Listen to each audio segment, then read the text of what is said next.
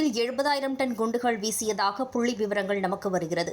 அப்போது அங்கு எவ்வளவு சேதம் ஏற்பட்டது என்பதை எண்ணி பார்க்க வேண்டும் என ஜவாஹிருல்லா பேச்சு.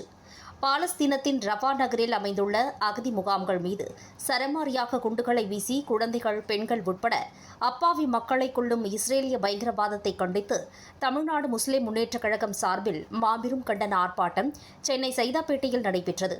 இதில் தமுமுக தலைவர் பேராசிரியர் ஜவாஹிருல்லா தலைமையில் இந்த ஆர்ப்பாட்டத்தில் காங்கிரஸ் கட்சித் தலைவர் கு. செல்வ பெருந்தகை எம்எல்ஏ, இந்திய கம்யூனிஸ்ட் கட்சியின் மாநில துணைச் செயலாளர் தோழர் மு. வீரபாண்டியன், மார்க்சிஸ்ட் கம்யூனிஸ்ட் கட்சியின் மாநில குழு உறுப்பினர் தோழர் பத்ரி ஆகியோர் கண்டன உரையாற்றினர்.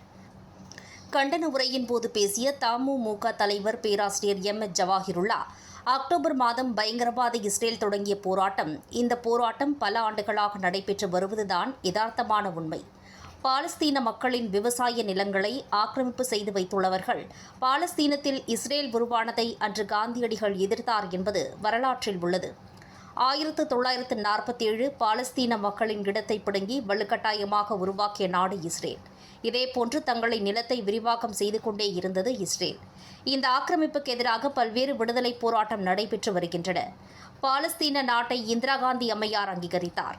ரஃபாவில் தஞ்சம் புகுந்த பாலஸ்தீன மக்களை இஸ்ரேல் தாக்குதல் நடத்துகிறது. பாலஸ்தீனத்தில் 70,000 டன் குண்டுகள் வீசியதாக புள்ளி விவரங்கள் நமக்கு வருகிறது.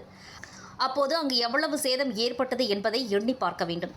12 தரமான பல்கலைக்கழகங்கள் தரைமாட்டமாக்கப்பட்டுள்ளது. இஸ்ரேலுக்கு இந்தியா குண்டுகளை கொடுத்ததுதான் யதார்த்தமான உண்மை என தெரிவித்தார்.